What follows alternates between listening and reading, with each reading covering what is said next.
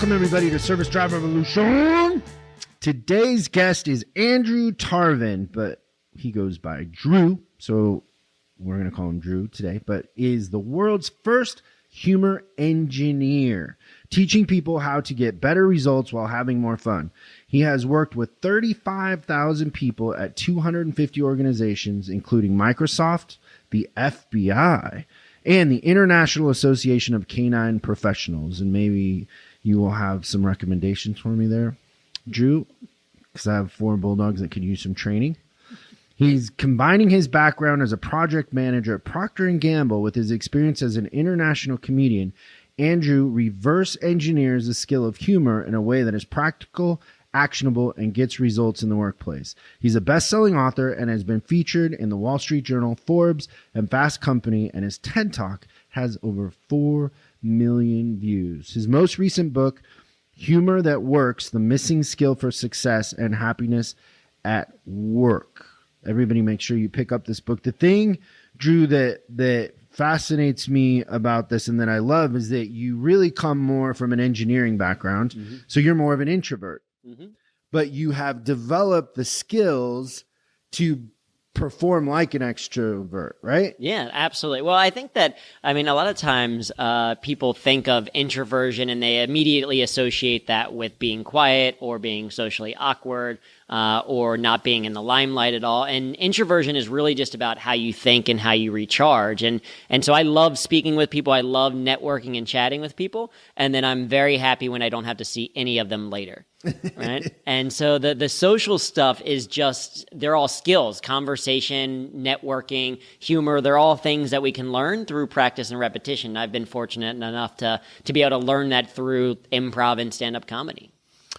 So for me, because I'm an introvert for sure, is what I enjoy is taking information in and processing it. Mm-hmm. Where people want you to take in information in and then give you a comment or give you, your opinion on it. And usually I'm slow to an opinion because I don't know all the facts. I like to know all the facts before I give my opinion, but people love to talk about Trump and love to talk about everything else. And I always say, unless I'm in the room at the White House and the CIA's briefing me and the FBI, I don't know I don't know the real story. I only know what they want us to know. Yeah. Well, and I think, it's also how, that's one of the big differences with extroverts is that they tend to think out loud. And so you hear from extroverts more often, long story short.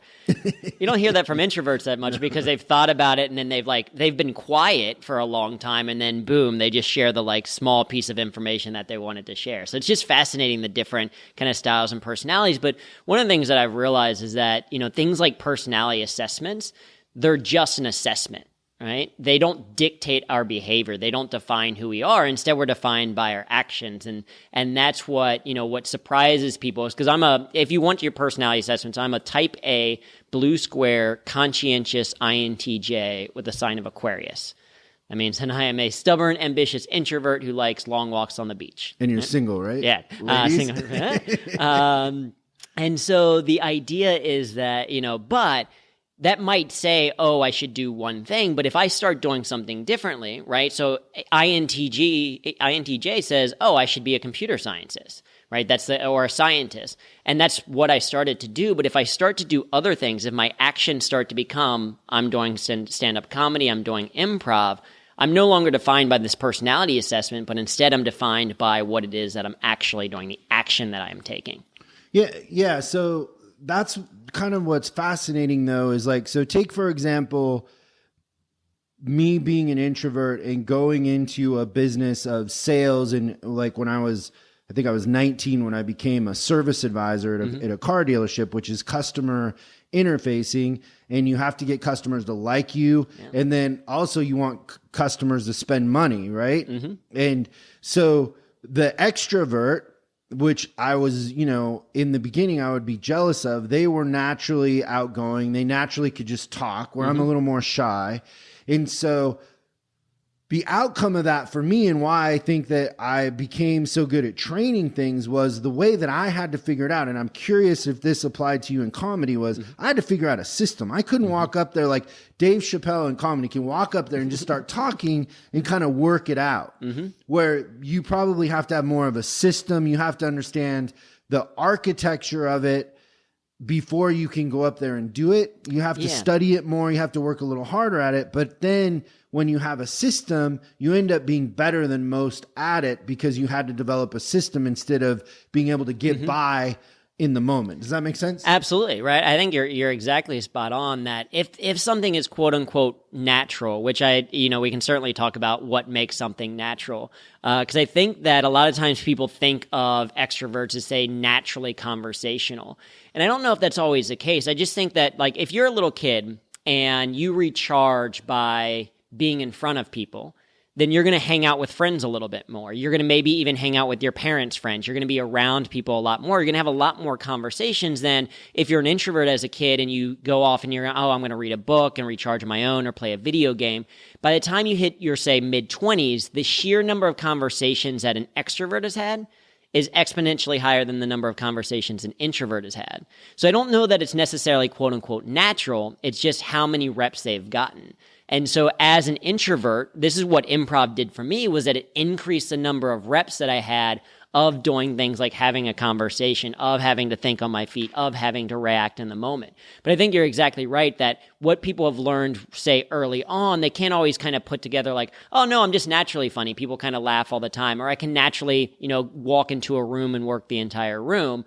No, for me, it has been something that I have had to, like, I have a 3-step process for networking because I had to figure out mentally, how do I get over this fear of walking into a room of strangers? What do I actually talk about in a way that I'm not awkward?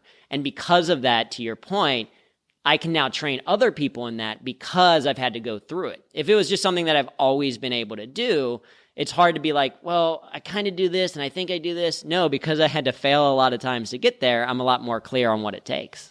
Yeah, no, I've had, specifically, I've had a couple people come work for me that are naturally better public speakers than me by a mile. They naturally are better in front of a room. They have a bigger presence when they walk in a room. They can command an audience, and none of them are ever as good as me in front of a crowd because they won't put in the work. I want to sit down with them and talk to them about NLP and how to structure something. They just get by. And so it's very inconsistent because they can get by on their natural skills, but at the end of the day, they don't have anything that's scalable because they don't know what they're doing. They don't understand what it is they're doing when it goes good or when it goes bad. So they have no toolbox to go to change it and create more of a consistent outcome. Does that make sense? Yeah, it makes a lot of sense. And I think that, there's a great speaker named Alan Stein who talks about how to raise your game. And so he's worked with a lot of different basketball players at a lot of different levels.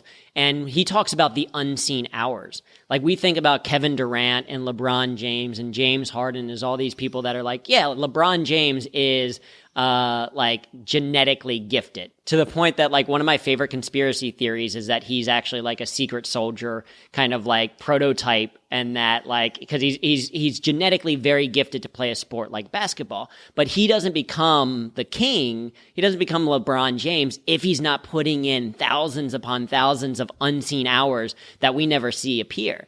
And so I think, to your point, like, some people like rest on the naturalness. They're like, oh yeah, I'm already comfortable on stage, and so that's good enough. And they're only going to get to a certain point where it's the people who are putting in, say Malcolm Gladwell's 10,000 hours for that mastery. It's why you see, like, even what we see, say, of Chris Rock or Dave Chappelle, who I think is at the top of the game right now, Dave Chappelle, is he's done thousands upon thousands of shows. What we see is like him just getting on stage and talking. If you watch his shows, like if you go and see him live night after night after night, you realize the work that he's actually putting in, the tweaking that he's doing. And it's like, okay, if I pause a little bit longer, does this get a bigger laugh? If I move or rearrange the order, like, I don't think it's at a conscious level anymore for him, but it is the type of work that he's doing. So that practice, that willingness to commit, the working harder, is absolutely crucial to any of this stuff. Yeah. Have you seen that documentary by Seinfeld? It's called like a Comedian or something. It's fascinating, right? Because he works for a year, 10 or 15 minutes at a time, to come up with an hour for an HBO special or Netflix special or whatever it is. But the amount of work is crazy. And my favorite part of that documentary, it's a fantastic documentary that I think if people are interested in comedy should definitely watch. No, just work. If you're interested in understanding how to be good at anything, Yeah. Because I think people think that it's easy. For sure. Well, and I love that because there's this moment in the documentary where there's a woman who is from outside of the U.S., had never heard of Seinfeld. And this was after he had made probably close to $1 billion, after Seinfeld was like the TV show, which he got because he was a good comedian, asked him if it was his first time doing stand-up, because he was still working on material. And Seinfeld's interesting because he talks a tremendous amount about the work, but he also thinks that comedy is something that is somewhat innate. And he's recently linked it to his daughter, who he says is very, very funny. And, my point of view on that is, don't you think if you grew up with a dad like Seinfeld, don't you think you would probably pick up things? And it's not necessarily, say, an innate genetic thing, but it's more of a thing that we learn through partially osmosis, that we learn from people being around us. And if comedy was innate, if it was something that you were just either born able to do or not, comedians wouldn't have to work as hard as they do to become famous, to become very funny. The fact that they have to put that much work in, I think, suggests that it is partially, at least in large part, a skill that can be learned. Yeah. I would recommend everybody watch that documentary. It's fascinating. Yeah. It's fascinating too, because like you said, he comes out of a huge TV series, and that's, after he shut it down. And then he's going out doing 10 minutes in front of a couple hundred people. And doesn't he say in there something to the effect of, I'm Jerry, that gets me by for the first 5 minutes. Right. And then I got to make him laugh. So he still bombs. Like he still feels nervous. He still feels pressure. So kind of one last thing on the introvert thing. And I hope the message that people take away from this is you got to put in the work. But the thing I think as an introvert is, a lot of times I will see something online, like somebody's course on something like learn how to sell more or whatever. And there are these extroverts that are really good at talking and they're really good at marketing and convincing you to buy their thing. But when you buy their product, there's really nothing you can implement. They really just agitate the question and they talk about it, and they're good at talking about the enemy and the struggle, but they don't give you tools. But I remember when I was like 20, this consulting company that had been working in the dealership I was in, the guy came to me and he said, I want you to come talk to these other service advisors at this Ford dealership in North Seattle because I'm having a hard time with them. And I thought he wanted me to do like an hour training. And so for a week or so, whatever, all I did, and this is the introvert in me, is I just paid attention to what's the difference between what I do and what everybody else does. So like when somebody would walk up to a car, they would be like, do you have an appointment? When I walked up to a car, I would be like, hey, how are you today? Like just little things. But because of being an introvert and being able to take in the information, I could tell the difference between what worked and what didn't. And I wasn't performing in the moment. I was paying attention in the moment. If that makes sense. Yeah, and I think that's one of the things that makes, introverts great comedians or great salespeople, or that is that they're so focused on observing. They're so focused on taking things in. Like a good friend of mine who's based here in LA now is one of those people where if you're out with a group of people, he's not going to talk all that much. But like the 3 things that he says at night are going to be the 3 funniest things that have happened the entire night, because he's just observing, taking things in, and then boom, when he speaks, it like speaks volumes because he's very much kind of like taking it all. And I think you're exactly right. That level of observation is key. And I think what's interesting, so I was recently at an event where Shonda Rhimes was speaking, and she, created all types of shows, Scandal and all that kind of stuff, huge $1 billion deal basically with Netflix.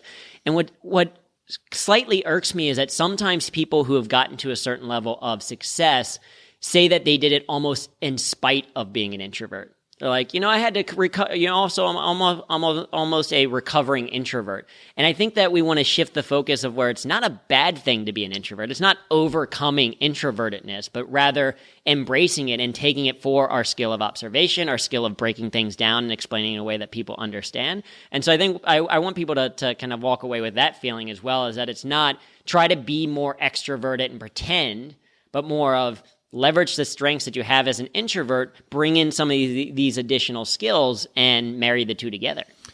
Yeah, I see it as an advantage because I see that I'll put in the work and then I have a system where an extrovert shows up and like I was saying before, they're good in the moment and they can wing it, but at the end of the day, they don't have anything solid. So, a bulk of the audience for the show is service managers, right?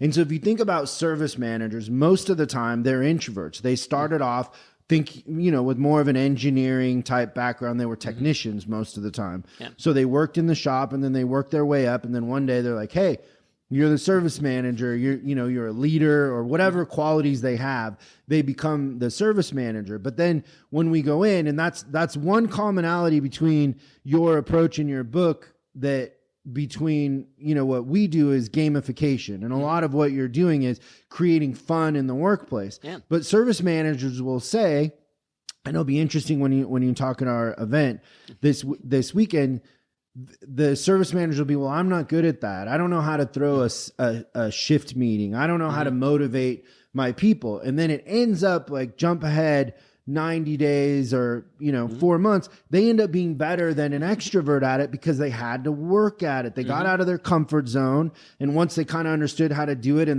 they created a system for it, they end up being really, really good at gamification. But in the beginning, they're scared and they're like, it's way outside of their comfort zone. But the thing I would say to introverts is, that's the easy part. Like, enjoy the process, enjoy the journey. Like I'm now that I'm older, like I wish when I looked back at those situations, I would have enjoyed the process and the learning of it more and not been so scared.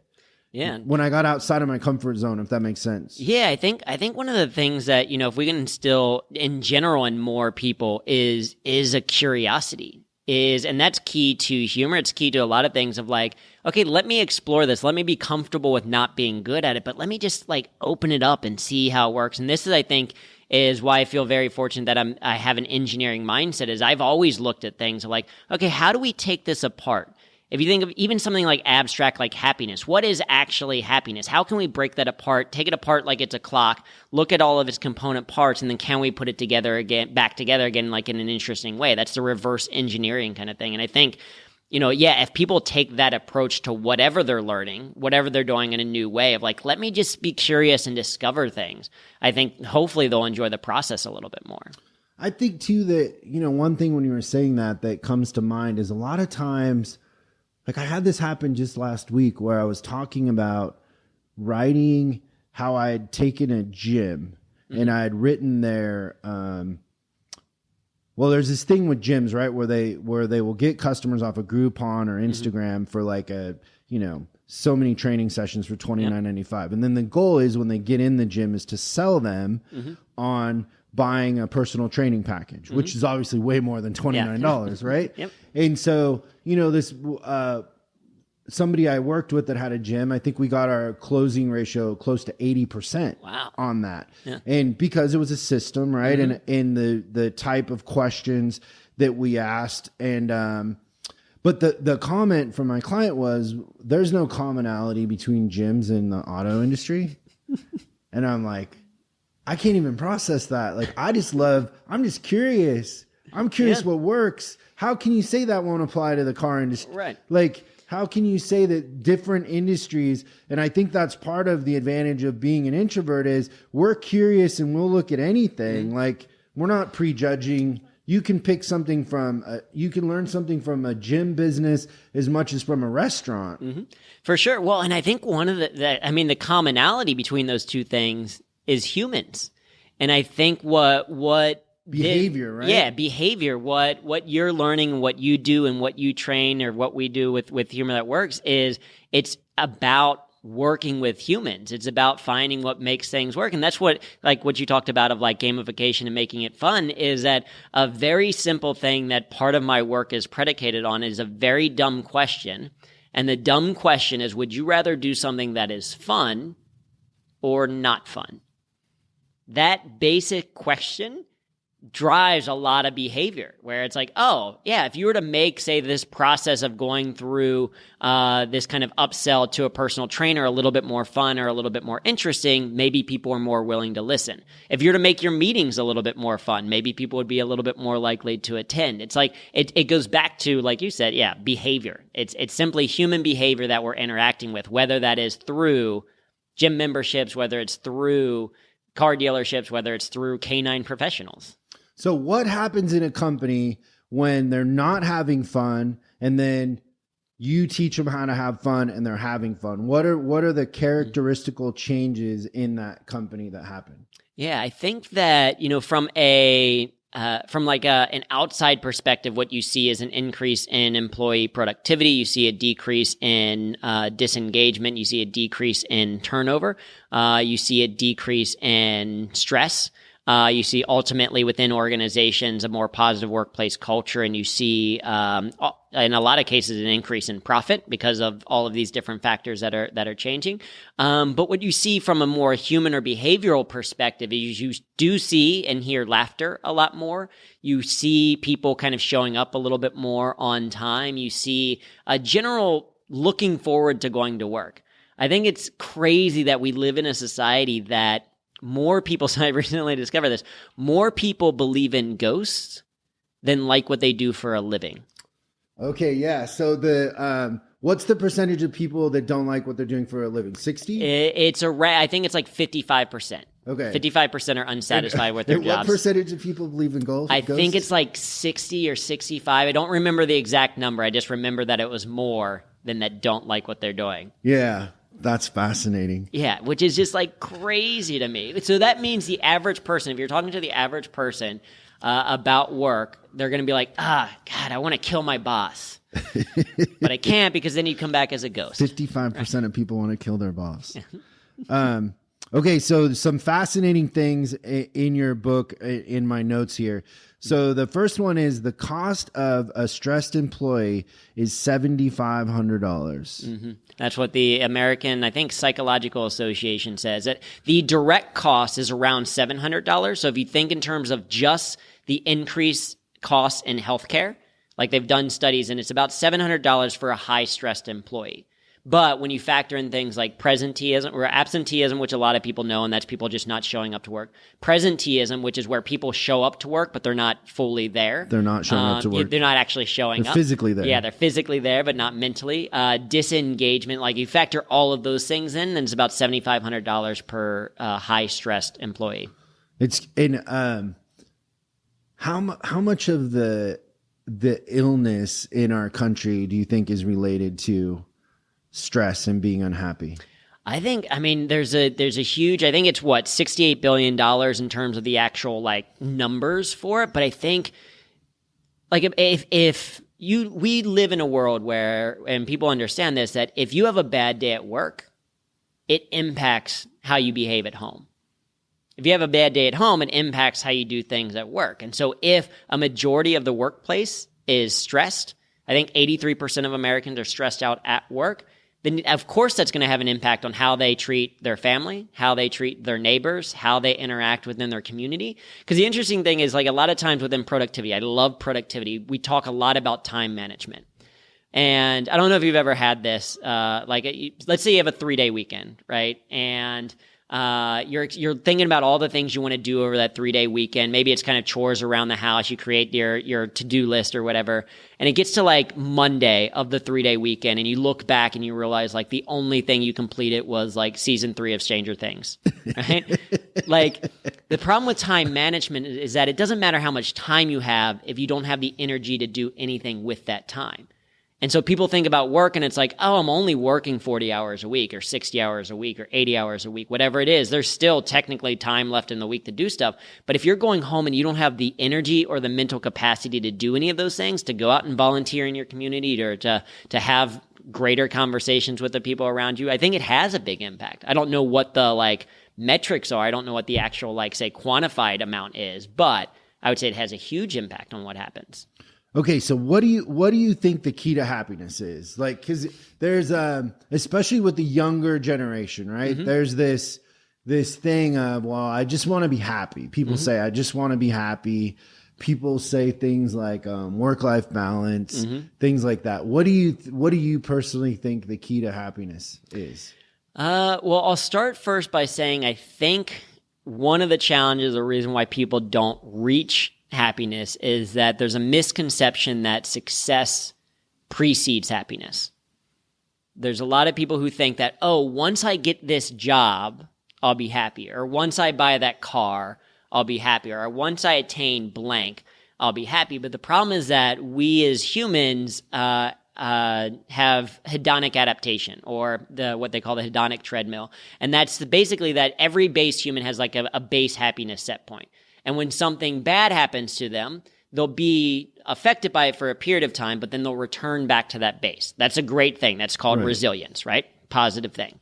However, the same is true for positive things that happen to us. When something good happens to us, we'll increase our happiness for a little bit. You buy the new car. Exactly. You buy the new car. You're super happy about it. You're feeling comfortable with it. But then that becomes the norm. You return back to that base and it becomes almost a sense of entitlement, where it's like, oh, well, of course I should have this nice car that I always have. And now I'm used to the fact that I have heated seats and all of this. And my brother's going through this recently because he got a car with like some of the newer things attached to it, like the heated seats and, great iPhone, interconnectivity and cruise control and all that. And then my mom got a different car, and that car has cruise control, but in addition to it, it has I don't know what the feature is where it automatically adjusts the speed based on the car in front of you. Active cruise control. And now my brother's like, well, now I want a car with active cruise control, right? Like that's, I think, the other challenge with happiness is our comparison game, right? We compare ourselves to other people.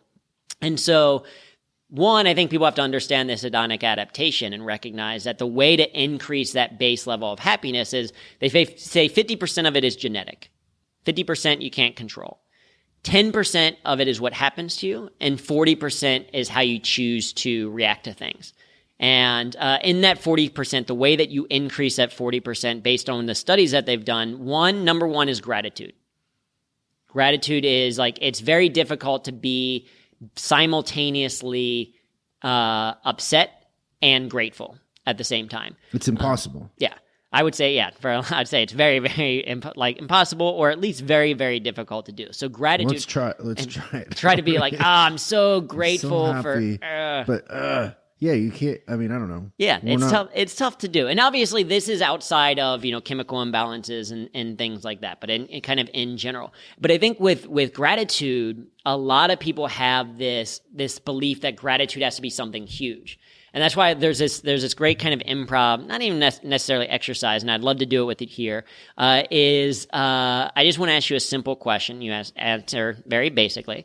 What's not wrong with your life? Just one thing that's not wrong with your life. Career. Okay. What's not wrong with your life? Just something else. My pets. Okay. What's not wrong with your life? My relationships. Okay. What's not wrong with your life? Friends. What's not wrong with your life?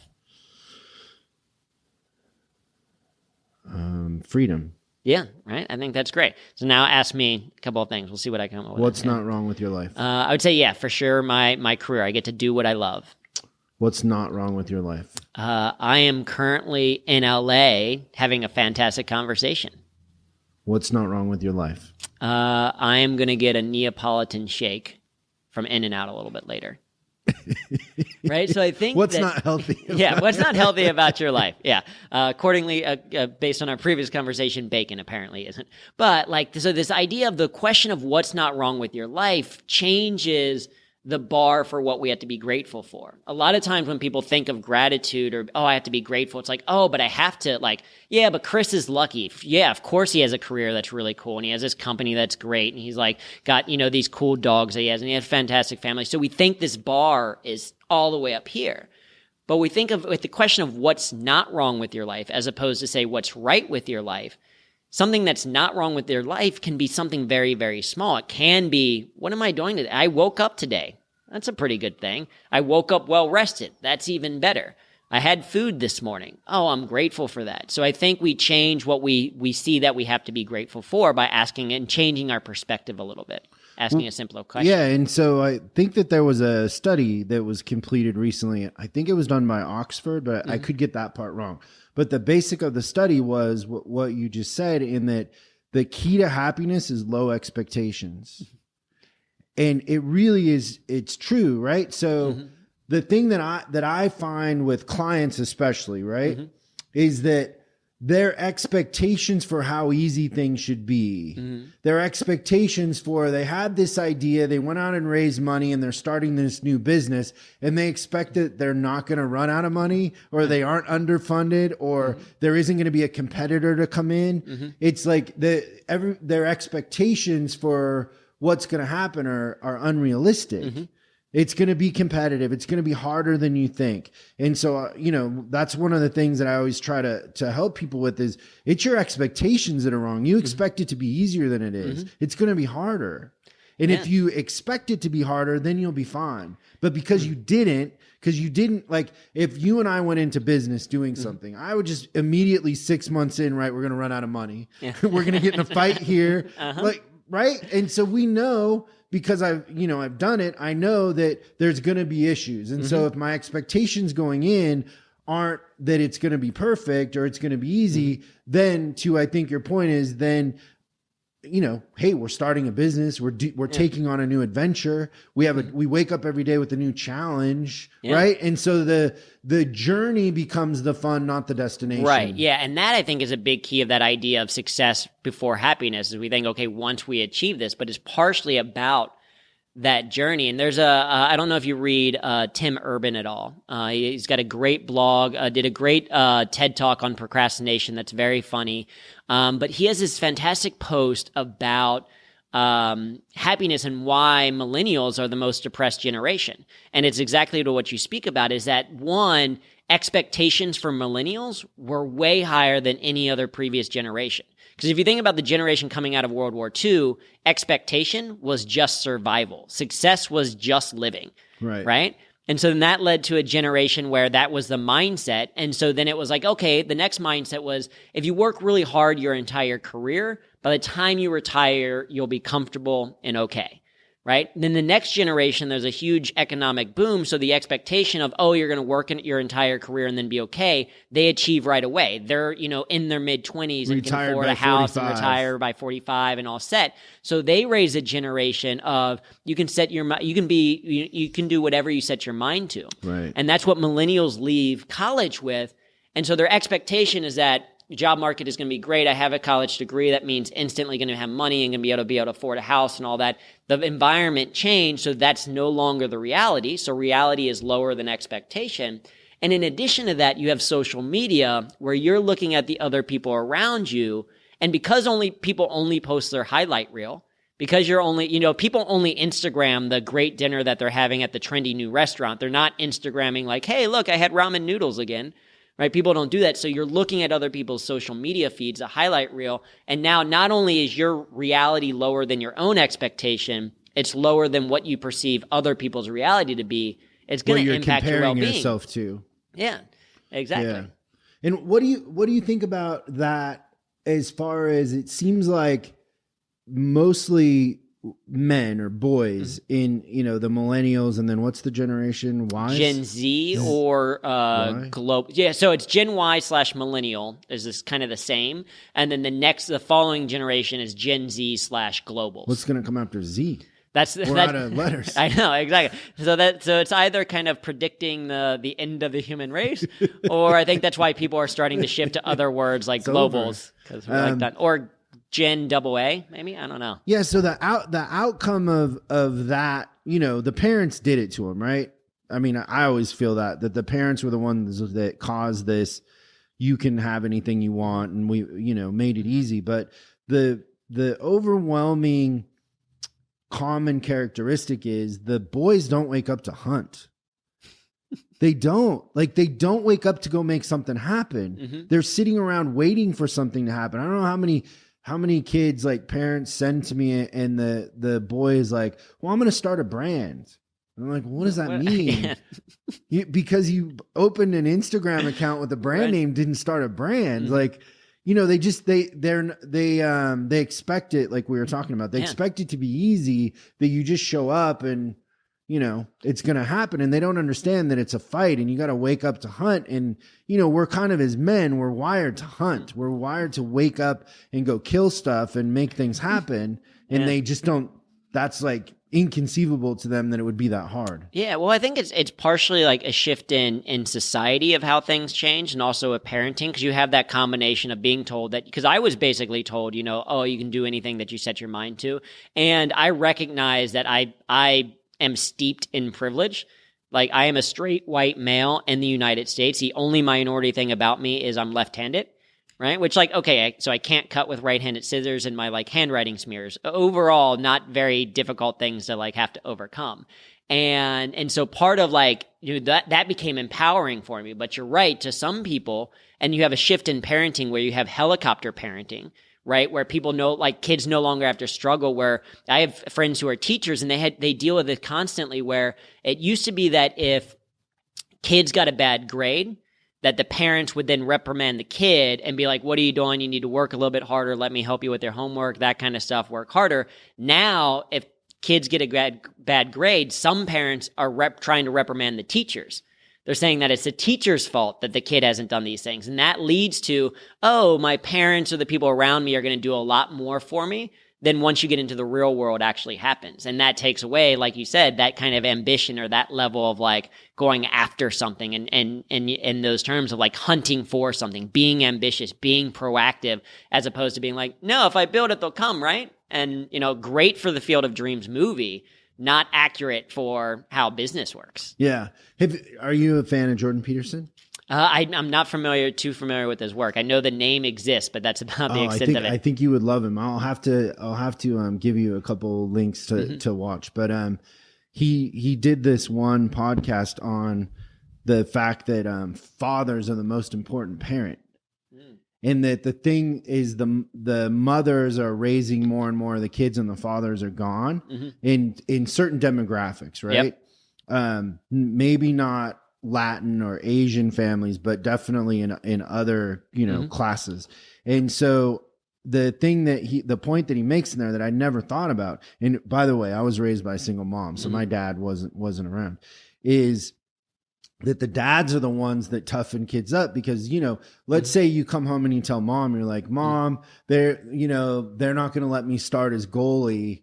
And so, I'm going to sit the bench, so I don't want to play soccer. Mom runs down and tells the coach, why isn't my little Chrissy starting as goalie, right? Where what does dad say? Yeah. He's Let's go in the backyard and let me shoot balls at your head because you suck as a goalie. Dad tells you the truth. And so dad ends up being this counterbalance of real world truth and hard lessons, where mom is more the nurturer. Yeah. But kids get more of the nurturing and not enough of the dad. If that makes sense. Yeah, and I think it's a society shift overall of just kind of how parenting has changed, and that focus of you see it sometimes with immune systems as well. It's like, I know parents who are like, no, like if something drops on the floor and then like they have to wash it off with soap and everything like that before the kid is allowed to play with it again. And it's like, no, there's like, we need exposure to germs and things like that. That's how we start to build our immune system. It's not to say that we should seek out adversity, but adversity does lead to strength. And to tie it back to this idea of stress, is that stress is not a bad thing by itself, right? Stress is how we grow. When we work out, we are literally breaking down muscle fiber so that it comes back and grows stronger. But chronic stress is bad. Right? We know that when we build muscle, it's not when we're actually working out, it's when we are resting and when we are fueling our body.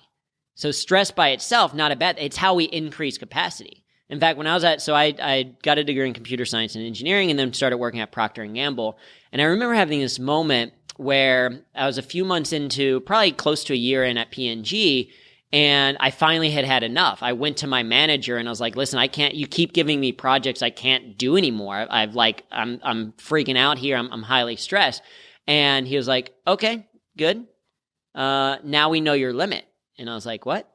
And he's like, listen, we at P&G hire very type A people. We have no idea what their actual capacity is. If you are good at what you do, we're going to continue to give you work until you say you can't anymore. Because otherwise, you're not working as hard as or in quite the same kind of mindset. They want to or know focus. where the benchmark is. Exactly. What's the benchmark? And then now, okay, let's manage that. And so when we have those stressful moments, over time, we improve our capacity. The problem is chronic stress is when we don't relieve that stress, when we don't actually have a chance to relieve that tension and to laugh a little bit or to just take a break, to refresh, to recharge. And that's one of the benefits of humor, is that it allows people to basically counteract the negative effects of of stress. Because when we have chronic stress, we see an increase in blood pressure, we see an increase in muscle tension, we see a decrease in the immune system. Laughter counteracts all of those things. When we laugh, we increase blood and oxygen in the blood. We decrease our blood pressure. We increase our immune system. We decrease muscle tension. Like if you laugh, the muscle tension that you have from that laughter lasts for 45 minutes after the laughter has subsided. There's physiological benefits to it. So I don't think that certainly stress and too much stress is a challenge in today's world. But part of it is also that we're not taking the chance to actually relieve that stress, to find that balance, say, okay, let's have some adversity so that we grow, but then let's have a way to mentally manage that adversity and recharge from it as well. Yeah. Are you a believer in meditation? I am, because, and the reason why I started meditating was I remember this was a couple years ago. I was going to the bank and I accidentally left my phone in my apartment, and I'm like walking down the steps and I'm like, you know what? I'm just going to the bank. I can survive without my phone. I know where it is and all that. I stood in line at the bank and I had no idea what to do. I was like, do I look at my hands? Do I look what I'm just here alone in my thoughts. And like the fact that I couldn't survive a 5-minute errand without my phone and having email to check or social media to go into, I was like, I need to take a step back. I need to get comfortable again being just with my thoughts. And so that's when I started doing, I'm not great at meditation. It's more of a like, What sort of meditation are you doing? I'm doing just basically in the moment when I can, counting my breath and kind of trying to stay focused. And when something comes up, getting better at kind of letting it go and then coming back to it. So it's very kind of very, very basic, not using an app or anything like that, just trying to sit and be a little bit still and more present. Have you looked into TM?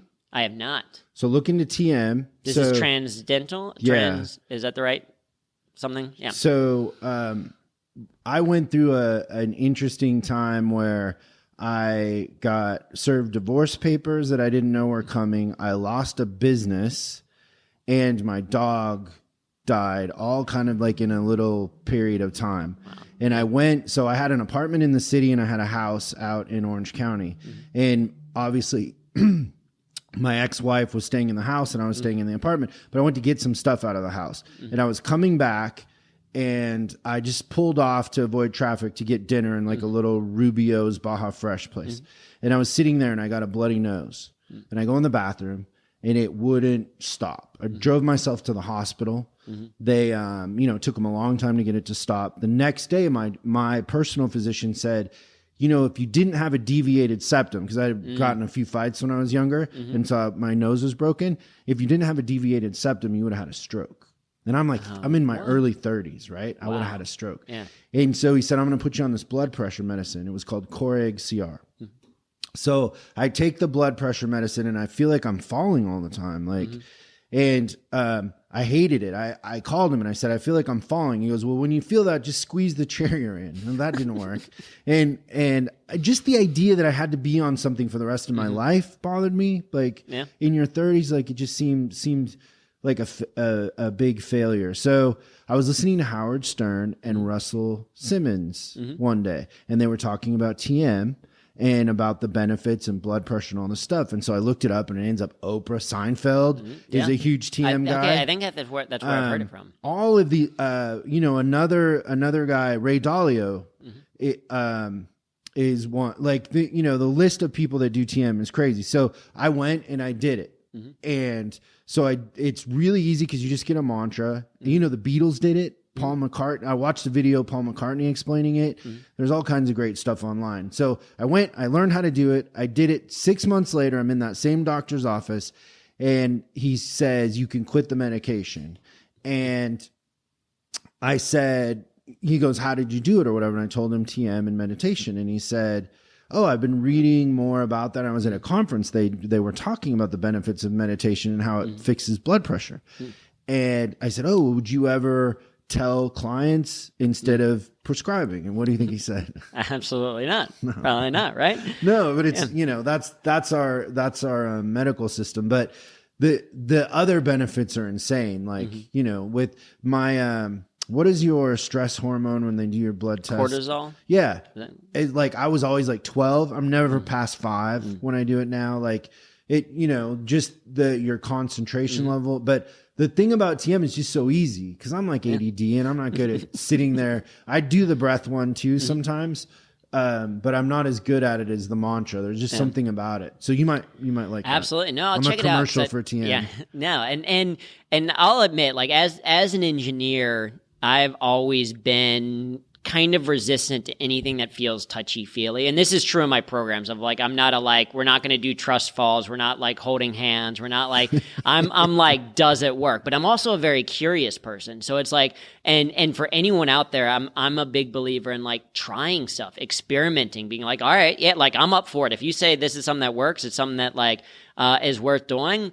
I don't really lose anything if I'm like, all right, let me give it 30 days. Let me do a 30-day challenge of can I do practice TM or whatever that looks like. I'll do the research on it for this period of time and try it out. And do I notice a difference? And that's what I would encourage a lot of people to do because, it's sometimes hard to separate, what is actually valuable versus what is something that people are trying to sell versus what is like an introduction into a cult versus what it like, not saying that is any of these things, but I'm thinking in general, when you hear something, it goes back to that idea that we talked about of being curious, right? Just go back and like put in the work a little bit and see. And not only will you maybe learn something, I'm doing this with intermittent fasting right now, is like, do I have more energy? Does it work better? If not, I'll let it go. If so, then it's something that I can easily keep. But it's it's an experimentation, and that's what I love about, just trying a bunch of different things. So I'm definitely gonna. Do you have more energy on intermittent fasting? I think that I do. I think the benefit of what it does is I'm not a morning person. I'm more of a late person,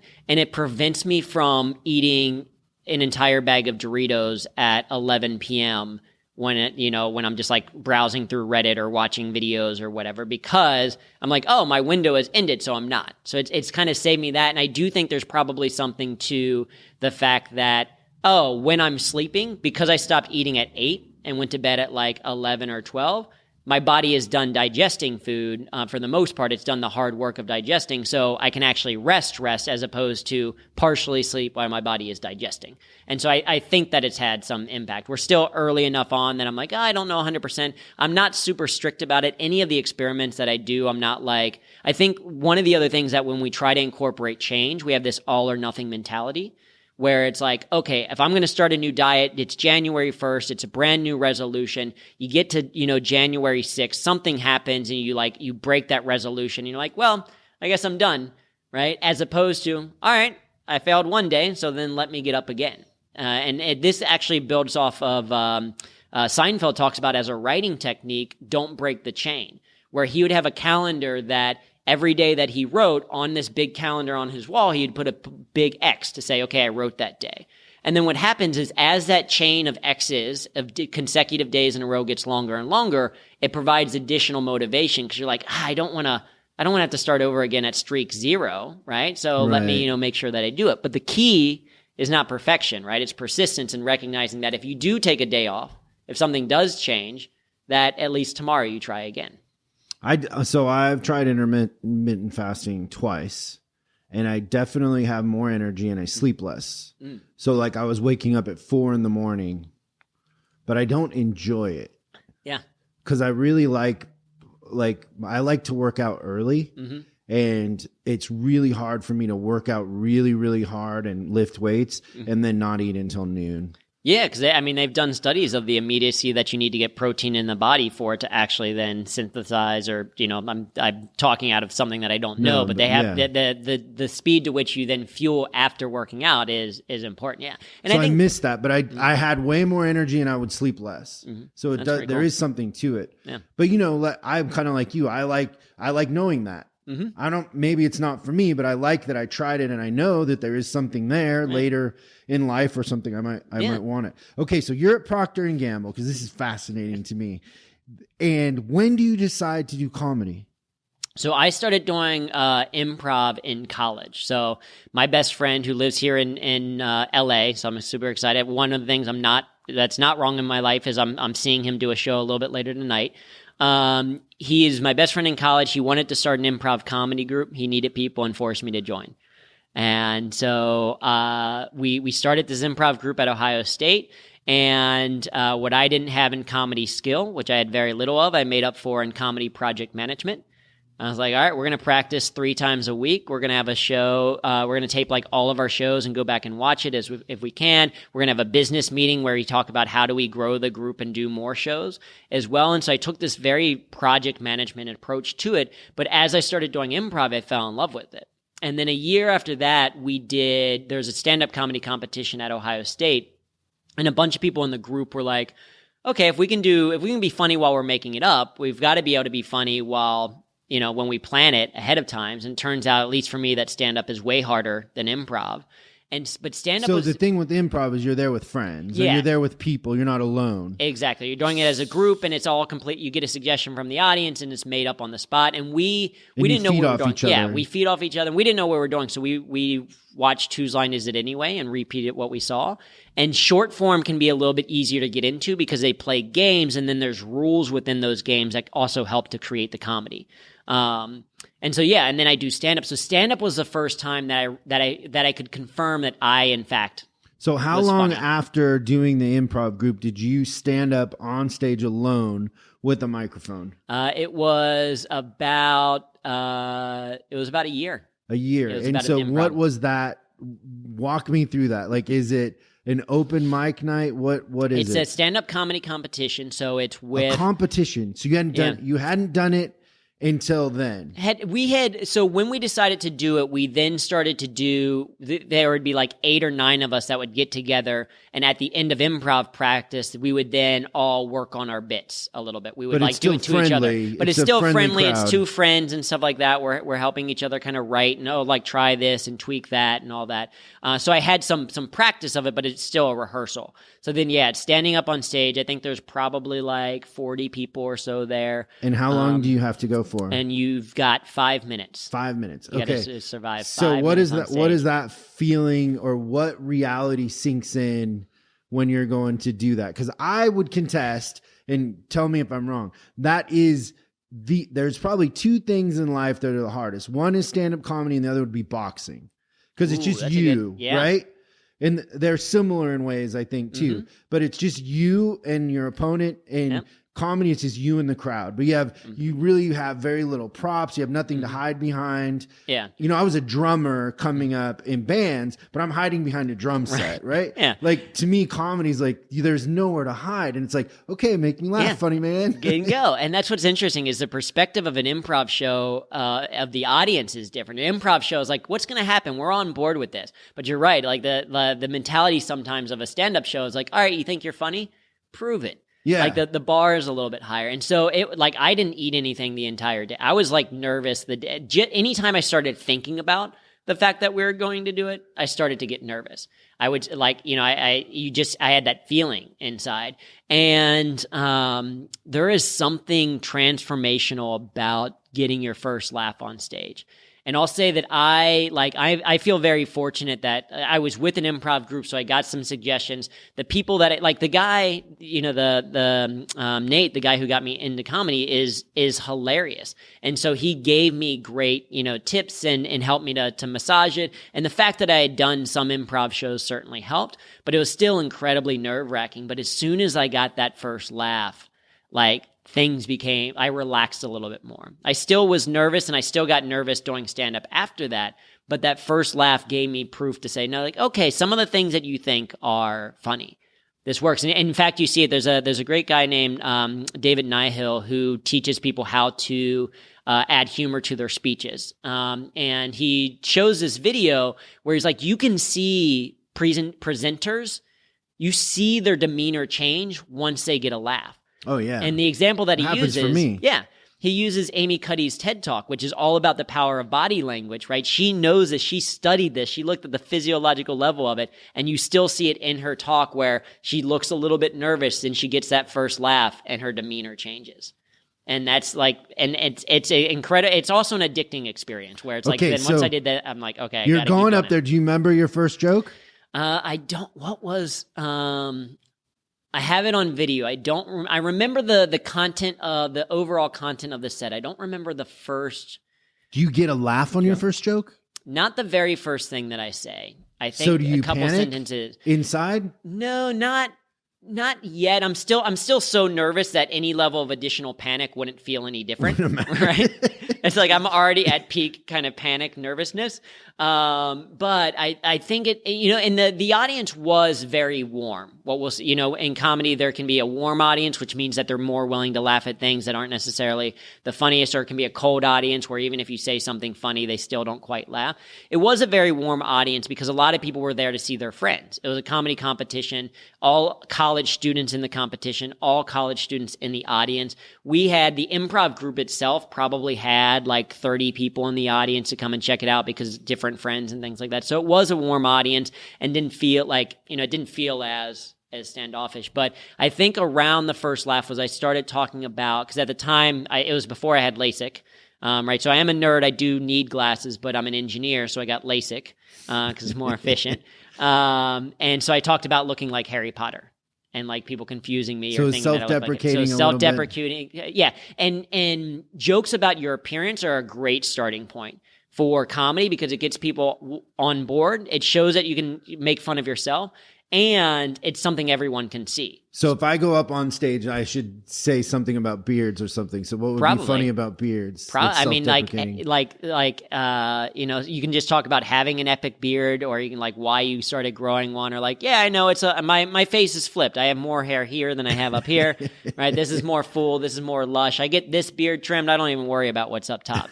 Right, you can do a lot of people do like the comparison thing. So I recently have been starting some of my sets with the fact that a friend recently told me that I kind of look like U.S. soccer star Megan Rapinoe, which then just gets a big laugh because of the female kind of like demeanor. And I say I think it's pretty accurate because we both love soccer. We're both in our 30s. We both get called ma'am on the phone.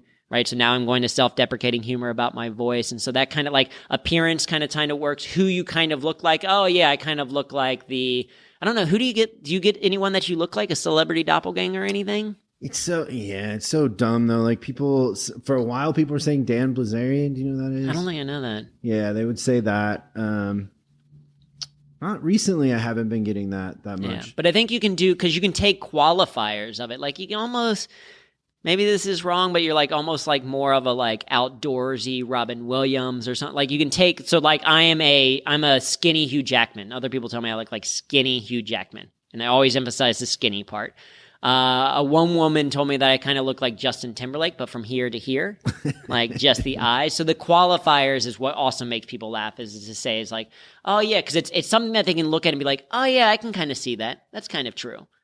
Yeah, it's disarming, right? Yeah, it's disarming, and if you can poke fun at yourself, you get a little bit more license to then talk about other things, right? Because if you can't because the worst are people who like constantly dish out, barbs at people, but then as soon as you say something back to them, they can't take it. Like that's you don't want to be that. So by starting with self-deprecating humor, it shows people, hey, you don't take things too seriously, you don't take yourself too seriously, and you're willing to make jokes about things. So you have a little bit more license to make jokes about other things a little bit later on. So what do managers, especially like, service managers or owners of car dealerships, what is it that they need to know about humor and how they can apply it in their business? And understanding that the car industry is a pretty stress driven, commission, sell or die kind of environment. What lessons can you teach them about how to incorporate humor and a little more fun into the environment? Yeah, I think that the starting point for it is recognizing that humor is more broad than comedy. Right? Like, so getting clear on the definition of humor, right? Because being clear, I think, is really important. I remember I was recently in the UK, and I went to the UK, and it took me going to the UK to realize that I don't speak English, right? I speak American. Right? Because like there's differences between British English and American English. And so like one of the differences is that in the UK and in Europe in general, they say like instead of bathroom, they say toilets, right? They say like they have it labeled toilets out in public and all that or the loo or something. And I like that because that's more accurate. We say bathroom or restroom. Restroom, are you really taking a rest? Like toilets is accurate. It's more specific. It's like I'm going to start using that. I'm going to start saying toilets. So I was in New York, and I was in a Starbucks, and I went up to the barista, and I was like, excuse me, where are your toilets? And she was confused. She was like, in the bathroom? Right? Like, where else would they be? Right? So the whole point is like the language piece matters. And so humor as a word, it matters knowing that it's more than comedy. Because when people hear humor in the workplace, they sometimes think, wait, does that mean I have to become a stand-up comedian? Does that mean that I have to start telling jokes? Does that mean that I have to really make people laugh a lot? And the answer is no. It's about changing. It's about a little bit more broad than that. It's a comic, absurd, or incongruous quality causing amusement. That's the definition. So it's less about making the workplace funny and more about making it a little bit more fun. Right, so this is, I think, where we have a lot of overlap and parallel in terms of how we approach things. Is how do you just make the process? Because that's gamification is like that. It's like here comes the circus. Yep. Really is what it is. Exactly. How do we make things a little bit more fun in this process? So I think understanding that is important, and that the goal is not to be seen as funny. It's not necessarily so that after people interact with you, you're like, oh my God, you should do stand-up. You should have a Netflix comedy special. That's not the goal. Right? The goal is for you to get a specific result. And so that's in the other thing that I think is helpful when it comes to any corporation or any group that we work with of using humor intentionally is what we call a humor map. And a humor map is your medium, your audience, and your purpose. So your medium is how are you going to execute the humor? Is it in an email to a potential client? Is it in the conversation with a person coming up for a potential sale? Is it on the phone with someone who's calling in for the service department? So that medium matters, right? And we know that from music, right? Like you mentioned the Beatles earlier. Hey Jude, if you look at the lyrics of Hey Jude, particularly the last half of the song, it's not a good song. They say Hey Jude, and then na, na, na, na, na is just written out a bunch of times, right? But then you hear it, and it changes your perspective, right? So the medium of writing versus the medium of saying, hearing it, impacts it. Same thing with the joke, right? If you send a text that you're meant to be playful, like with someone like, oh, I hate you, right? If you're saying it in conversation, oh, I hate you, you recognize it's sarcasm, or that it's playful, whereas if it's via text or an email, you can't tell the tone. Right? So your medium impacts your message. So you have to understand how is it going to be executed. Second piece is understanding your audience, right? So we've gotten to know each other a little bit better. But a joke that I would make with you is still very different than a joke that I would make with my friend Nate, who I've known for 20 years, right? It's just the relationship between us matters. And when it comes to using humor in the workplace, you want to know what the audience needs and what they expect. Because you still want to deliver against what they need, say information about the vehicle that they're looking at, but in a way that they don't quite expect. So maybe you tell it in terms of a story, because facts told in story form are 20 times more likely to be remembered than facts told in bullet point form, right? So you might use that as a key. And then the final piece, the most important, is your purpose. Why are you using humor, right? Not just for the sake of having fun, but you can use humor as a specific thing. So you might say, okay, if I'm having a conversation with someone, and this is some of the work that we did at the FBI, is how do I build rapport with someone? Oh, okay, well, the humor that I use to build rapport might be different than the humor that I use to get someone to pay attention. Or the humor that I might use just for myself to relieve my own stress. Or the humor that I might use to influence someone to do something, right? So you start with your purpose. Okay, what do you want to achieve? And then you find different ways to use humor to achieve that goal. So give me an example of that. So with the FBI, the humor used to build rapport, give me an example of something that they would do. Like you're an FBI agent. I'm a drug dealer. What is the FBI searching? I'm a potential terrorist or whatever. And you come to my front door. What humor would an FBI agent use? Yeah, so would terrorist, I don't know 100%. Joke? Yeah, tell a terrorist joke. Hey, I have this great joke about capitalism. No, I don't know. So the group that I was working with at the FBI was the Office of Private Sector. So they specifically are working with CEOs of top corporations. And the idea is that they wanted to be more preventative. So it's like, okay, if the FBI has better relationships with various corporations, when something like embezzlement happens or cybercrime or something like that, they want them to be proactive about reaching out as opposed to... Because that's a huge problem. The companies don't want to tell anybody because they don't want to look bad. They don't want their stock to go down. But meanwhile, the FBI, if the sooner they know, the sooner they can the sooner that they can help and all of that kind of stuff. And so it's like, how do we build these relationships a little bit more so that we can be more preventative as opposed to, investigative a little bit later? And so you can still imagine, obviously if you're doing something incredibly wrong, you think of the FBI, very like terrifying.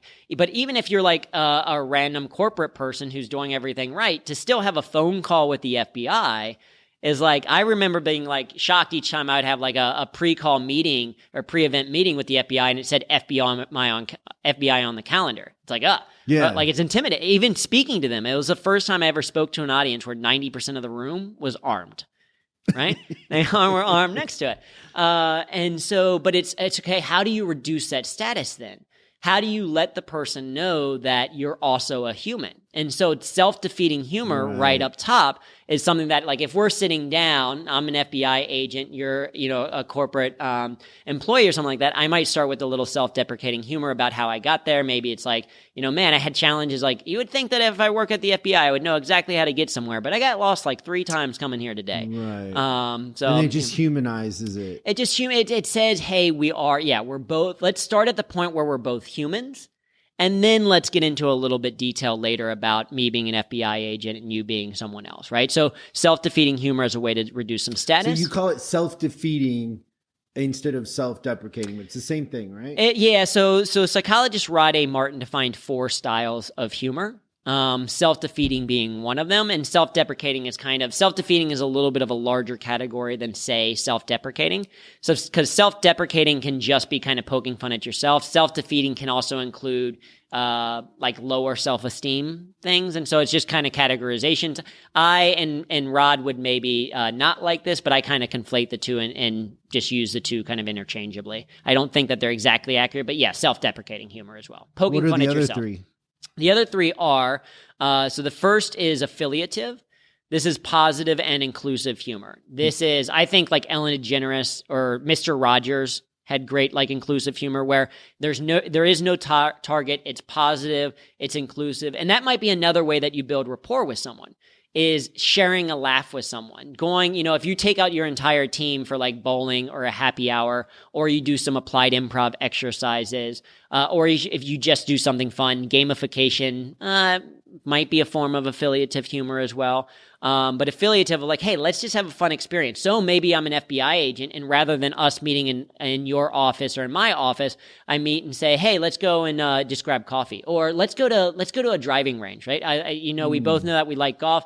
Let's have a meeting, but let's go to a driving range so we can do something. So you're physical. pairing it with an experience. Yeah. Or let's do a walk and talk, right? Let's do a meet and eat. Like, let's do whatever, rhyming thing that you want to do, but let's do something a little bit different so it's not the same, hey, we're sitting across from each other and it feels a little bit combative. That's affiliative. Self-enhancing humor is a positive form of humor, but the focus is yourself. And so this, I think, is best kind of epitomized by the Kurt Vonnegut quote that says, laughter and tears are both responses to frustration. I myself prefer to laugh because there's less cleaning up to do afterwards, right? It's the idea of I've got to do this thing, or this thing is happening, rather than like look at everything that's negative about it or be upset by it. Let me find the humor in it. That's like, where gamification would come in. And is an example of that like a comedian that'll make fun of their wife? That's or a little kids. That's more aggressive. If they're making fun of the experience of being a parent, that's a little bit more self-enhancing. If, a challenging situation happens to you. So like for example, recently, so my TEDx talk just recently passed 5 million views. And as part of it, I was reading some of the comments, which they say never do on a YouTube video, right? But I'm reading it. And some of them were hysteric. Some of them were very nice people. A lot of them were like supportive and, hey, this helped me a lot, or I really enjoyed this. Some of them were quotes from the talk. Some of them were very funny. Like one person said that he's like, you can hear the nerd in his voice, which I think is completely accurate. One person said his forehead is so big it has its own sense of humor, which I think it's aggressive, but is very funny. One person said they would pay to hear me on helium, which I think is pretty good. Would you do that for the right amount? And how much would that cost? Well, it cost them nothing because then there were also video comments on there that said that this is, the worst TED Talk ever. This was a waste of time. This dude is not funny.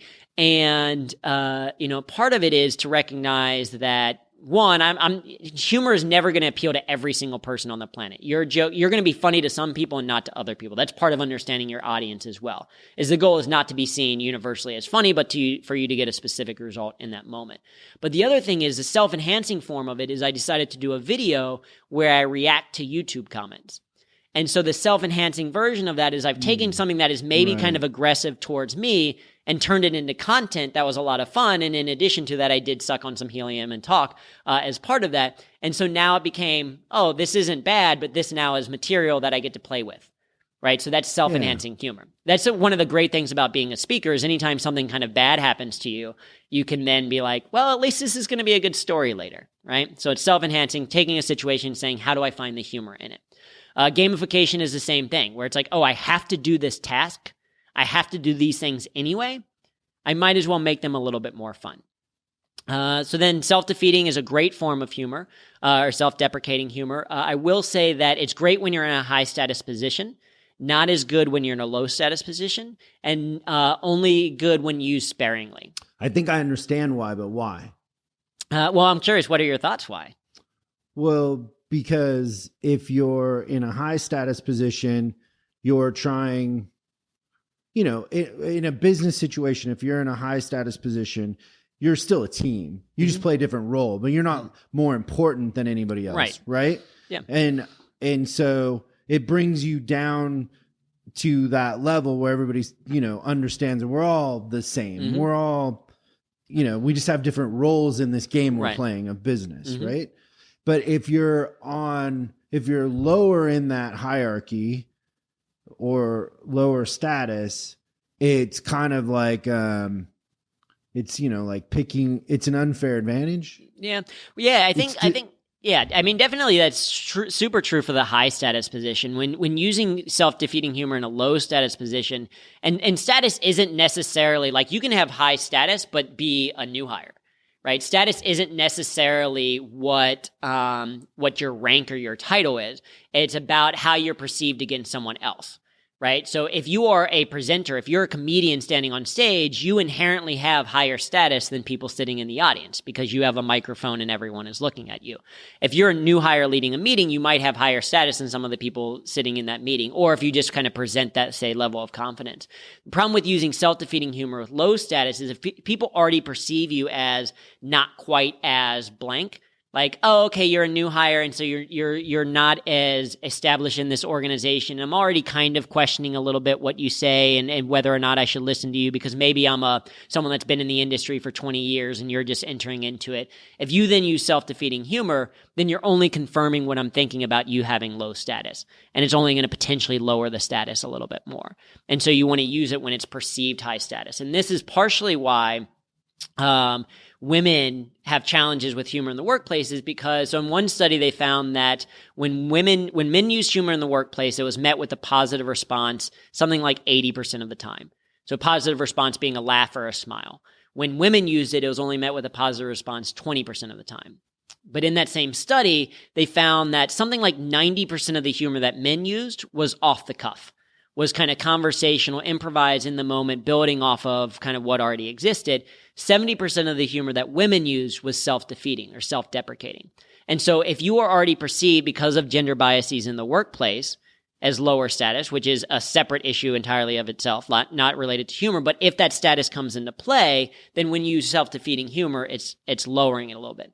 Then the other thing is when you use self-defeating humor a lot, if you're using it 70% of the time over other forms, people start to wonder, like, is it okay for me to still laugh at this person? Is it now like self-flagellation as opposed to self-deprecating humor? Is there self-esteem issues? Does this person need help? Is it a pity party? Right? Constantly using it makes it less effective. Context matters a lot, right? Exactly. Matters a tremendous amount. And then the last style is aggressive humor. And this is a negative form of humor where the target is someone else. So this is satire. This is sarcasm. This is something that we do a lot of in the U.S., The problem is that aggressive humor doesn't create change. It's great for catharsis. It's great if you had a tough day at work and you go and have a drink or a meal with your friends and you kind of let loose on kind of how the day was. It can be great for catharsis. It's not going to create any change. And so in the workplace itself, the goal is not to be funny, right? A comedian can use aggressive humor very well. Anthony Jeselnik does it. George Carlin did it very well. There's a lot of comedians that do it very well. It's not going to get you better results at work. And so we typically avoid that one in the workplace. Best aggressive comedian of all time. Carlin.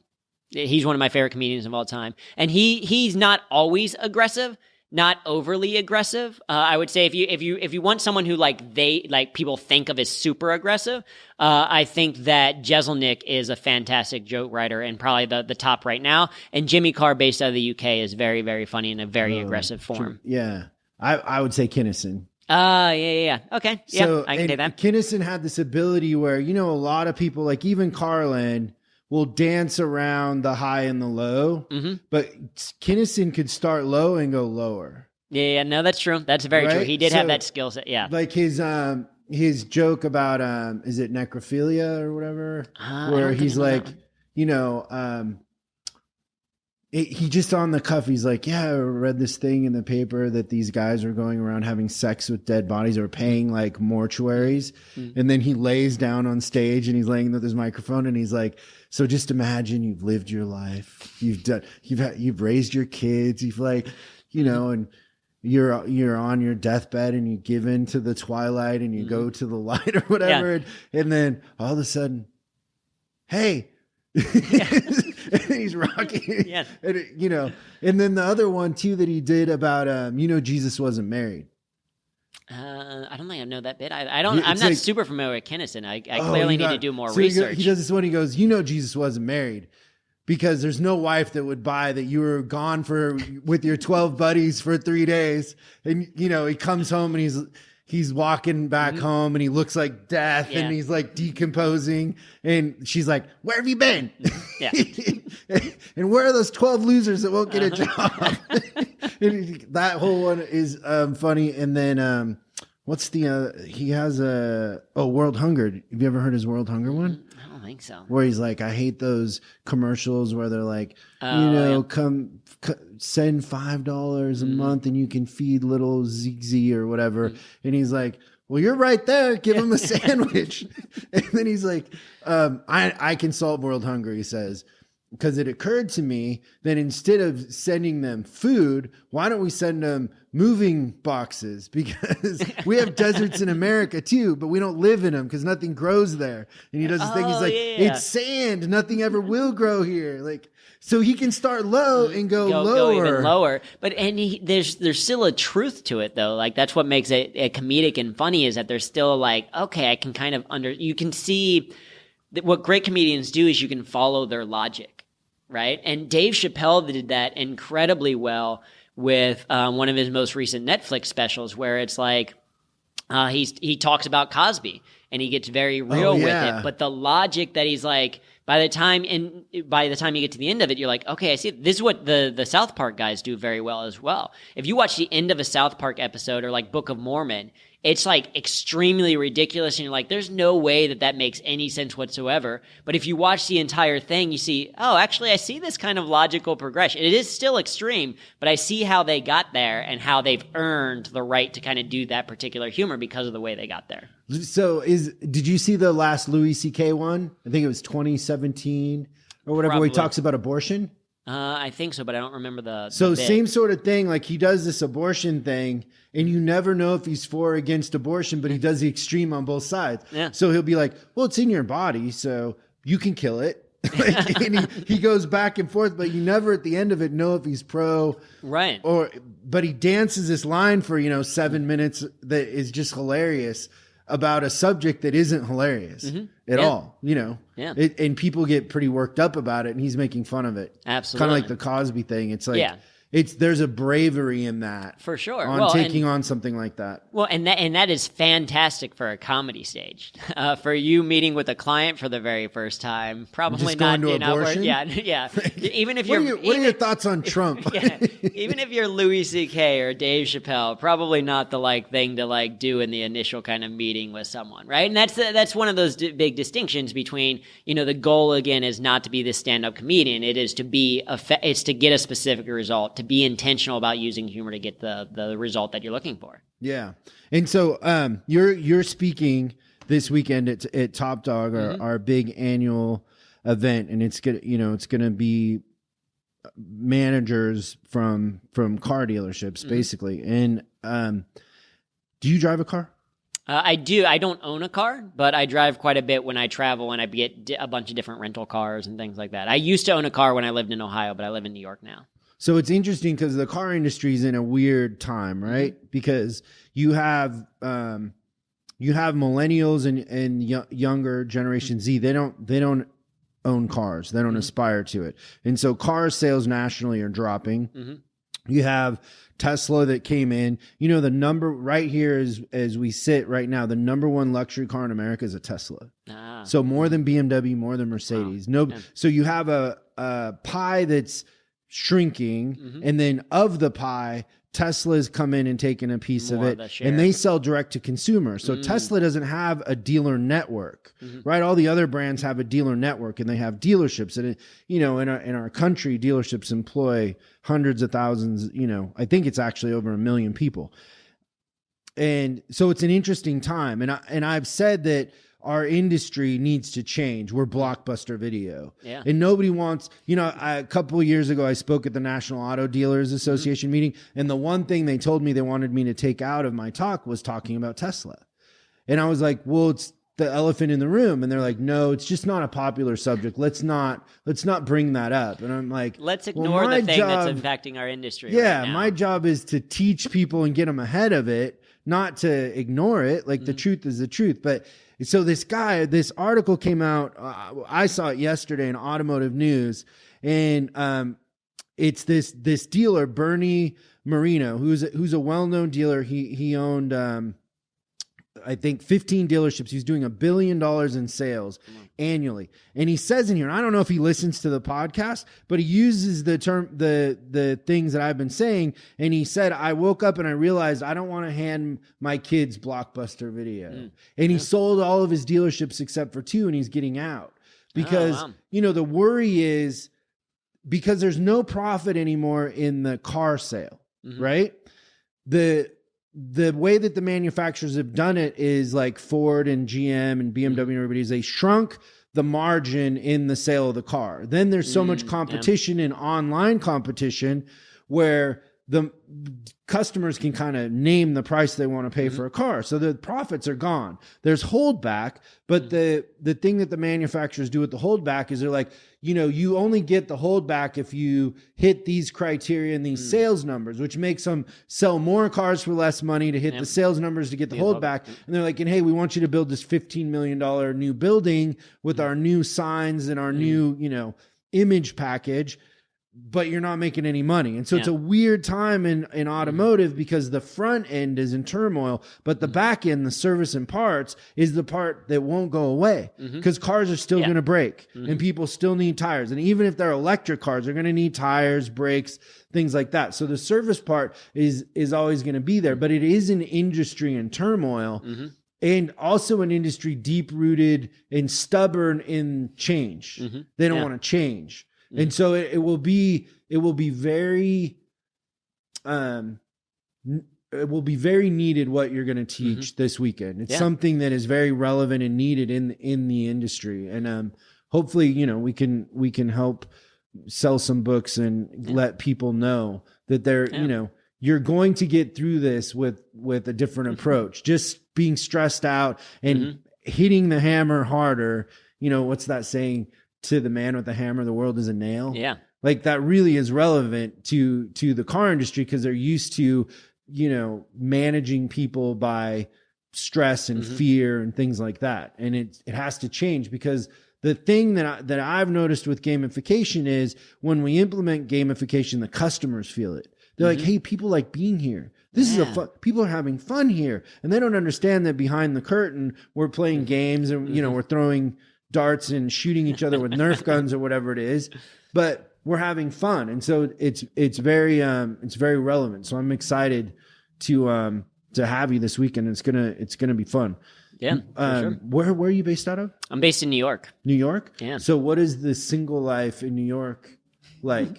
So I've been dating a German woman for a year now. It's the most efficient relationship I've ever been in. But no, she lives in New York. She's been there for like 10. Does she 10 speak plus English? Years. Yeah, she speaks English better than I do. She studied English linguistics and all that. So incredibly smart person, works at the UN. But I'm an engineer, so I took an engineering approach to dating, and I went on 96 first dates in 2018. 96. Yeah. What do you learn going on 96 first dates? You learn that you have to filter better. You learn through. So I went through the app process, and I learned pretty early on. Tinder, or what were you on? I was on Tinder, on Bumble, and on Hinge. And Hinge was the one that I liked the most. It was it's a little bit smaller. What's Hinge about? Hinge, it started as you would only meet friends of friends, but they shifted to more. Hinge is different because you pick 6 pictures. And then also you respond to 3 prompts, 3 written prompts. And then when you're looking at people, you select a specific thing that you like. So rather than just saying, I like your profile, you say, oh, I like this specific picture of you. Or I like that, on mine, I said that my relationship goals were to be Ann Perkins and Leslie Knope. And so what people could do is that they would then select. Oh, I like your comment on Leslie Knope and Ann Perkins, which means that they watch Parks and Rec. And then it could lead straight into conversation because a lot of times they would ask things like, okay, but who gets to be Ann Perkins? Because she gets the cooler compliments, right, over Leslie Knope. And so it led to conversation a little bit more. So that's how it's a little bit different. So it has more depth. More Where depth. Tinder's just about the pictures, really, yeah. right? And I found, yes, for me specifically, there seemed to be more corporate focused, more ambitious, kind of career-minded people on Hinge, which is more kind of what I was looking for. And that was one of the criteria that I started to learn is okay, what are my deal breakers and what are my deal makers? And how do I introduce that into text conversation? Because I'm not a smoker, right? I've never smoked in my life cigarettes, and I'm not going to date a smoker, right? I'm just at the age where it's I don't want to deal with it. And so I wanted to incorporate pretty early on in a conversation that a deal breaker for me is smoking cigarettes, so that if they said, hey, I smoke, and that happened a couple of times, you'd be like, oh, well, I smoke when I drink. And it's well, to me, that means you still smoke, depending on how often you drink. And so we're not compatible with ideas. Same thing with religion. I'm not a particularly religious person. And so if their deal breaker is, oh, I want someone who goes to church every Sunday, that's great. Fantastic that you know that and you're looking for it. I'm not someone that's going to do that. So filtering people out a little bit earlier on so that when you actually go on a date, it's going to match long term. And this is something that my friends have made fun of me for years. Even in high school, I was in the mentality of 1, we have to get along now. We have to be able to have good conversation and have fun. And 2, 10 years down the road has to make sense to me. If we know for whatever reason, because I want to get married and have kids, if we know for whatever reason that that's not going to happen because you don't want kids and I do, or you don't want to get married and I do, or you're going to move to a different part of the world for a long period of time, then I want to know that now, because my goal is to meet someone who I'm becoming a life partner with as opposed to just hooking up with. Yeah, that makes sense. It's a system. Yeah, so yeah, it's creating a system and looking at it and having the beautiful thing is with doing stand up, some of this has turned into stories. I've been doing even dating a German, someone from a different culture, and I said this joke recently, and a comedian kind of poked fun of me afterwards. He's imagine being so white that your understanding of an intercultural relationship is dating a German woman, right? Which I understand is still different, but there are differences. And so it's okay, how do I then explore and look at the comedy in life? And this is one of the things that I think benefits comedians is that I don't think that funny things happen to funny people. I just think that funny people see the world in a funny way. And so when you start to do comedy, or when you start to keep a humor notebook, or you start to incorporate more humor in what you do, you see the world differently. You see it less as like, here's this terrible thing that happened to me, and like, oh, that's interesting. Let's explore that. It creates that curiosity about things. Yeah. So I'm going to do a big announcement, and I can talk about this now because this will be played after the event, right? Is we for a couple of years we did a thing called the $50,000 Service Manager Challenge, and it was for people in our platform that took our training, implemented it, and got the best results. We were going to give away a prize at the end of the year. And I did it for 2 years. And then for different reasons, I just didn't feel like it was working. One is that one of the guys who won it, the dealer, we made him sign that the manager could keep the money or whatever. But the dealer said, well, I didn't sign that. The general manager did, and made the manager give the money to the dealership. What? No that joke. Seems completely backwards. That's a great way to demotivate not just that employee, but all of the other ones. Yeah, and so the guy, I would have fought it, but they asked me not to because he would lose his job. And so it really, just the corruption of some of these car dealers just drives me crazy. That, your manager made you all this money, won this award, and your thought process is to take the reward away from him. Like, you don't need $50,000. Like, and so, but then, I was speaking the other day, and this manager, it was at a group of dealers, this thing we have in our industry called 20 groups, where dealers get together and they share ideas, right? It's like kind of like a mastermind in a way. And I'd been invited to do it. And one of the managers there was the manager at a dealership I used to work at, actually, when I was younger.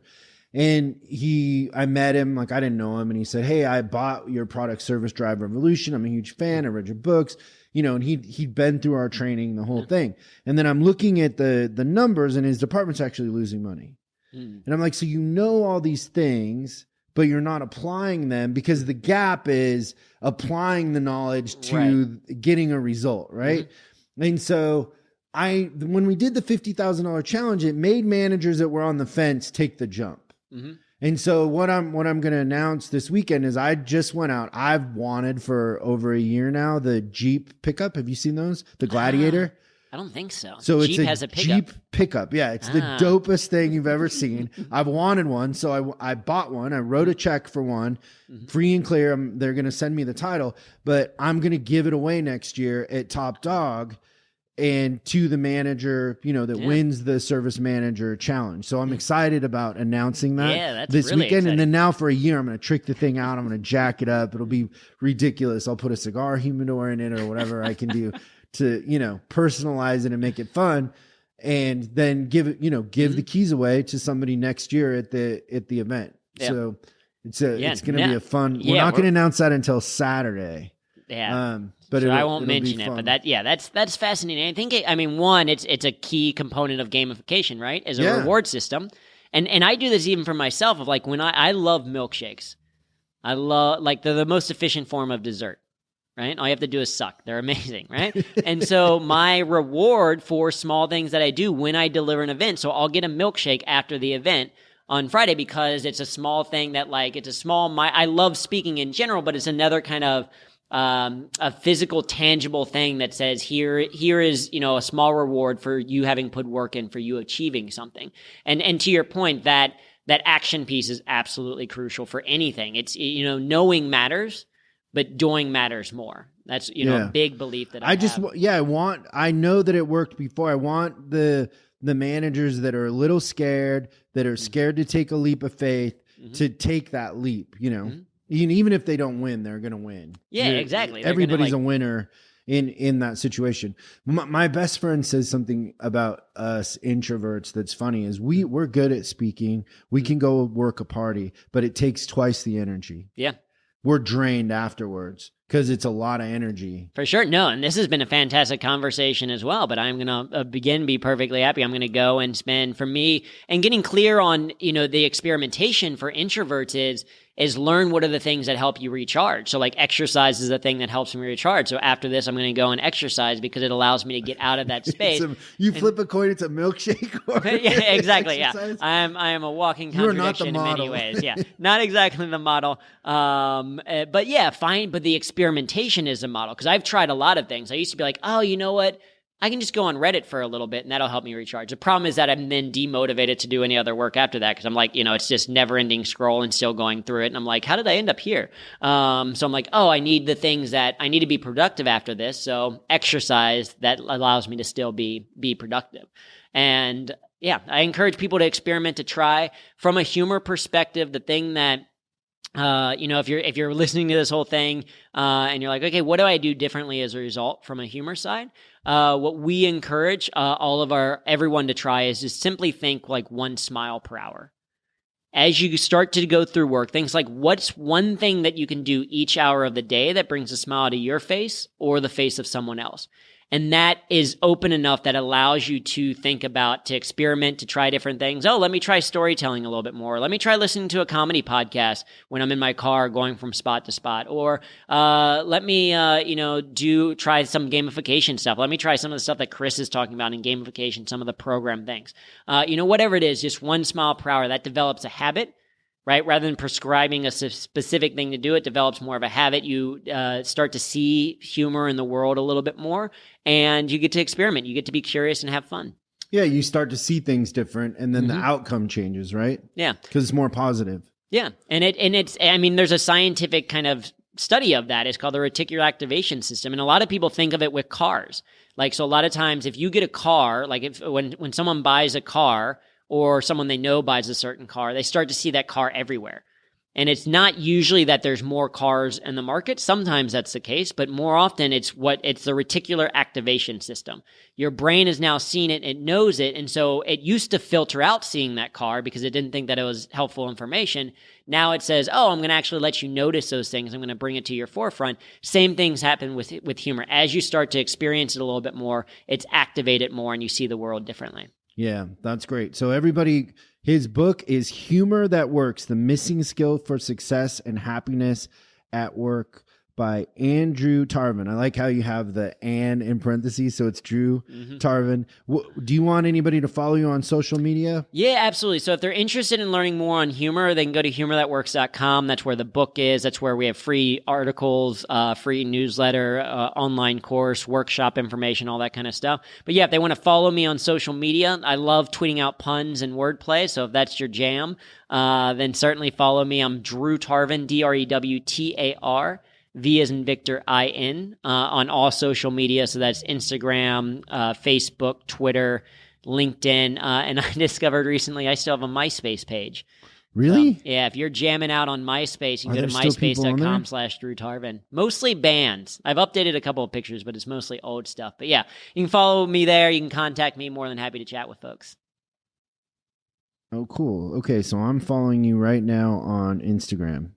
Very so good. Make sure you follow me. Yeah, I'll follow back. Gotta follow Well, thank back. you, Drew. This was fun. Absolutely. Do you have to go for a long jog after this, or you feel pretty? No, this was. I mean, the whole drain? thing was it's super fantastic. I love the areas that we explored, talking, and shout out to the fellow introverts. Also, shout out to the fellow extroverts. It's not that we're saying extroverts are bad. It's just managing the energy and all just that. Different. Yeah, exactly, just different. But no, it's been a blast. I've really enjoyed it. And it does. I could be talking to I could be talking to one of my favorite comedians and still have to go and recharge afterwards. So it's nothing against you. It's how my brain and body functions. But no, I've had a great time. Thanks so much for having me. Thank you.